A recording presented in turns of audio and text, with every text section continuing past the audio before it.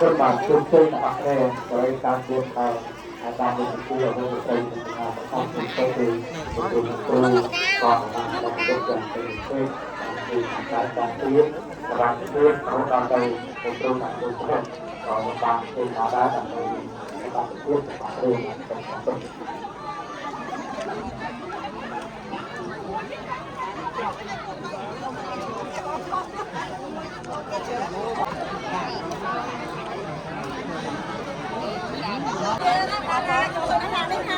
máy như cái sợi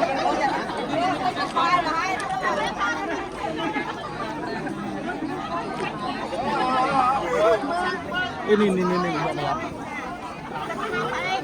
Alif mai đây. Alif bây giờ đi chùa. Trong chúng ta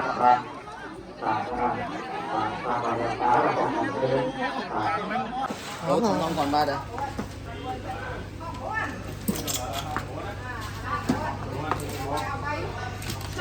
Mình thiệt bằng cái môi này.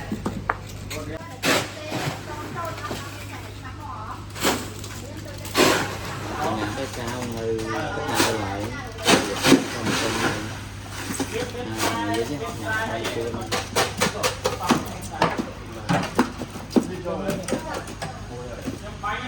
vậy chứ nhà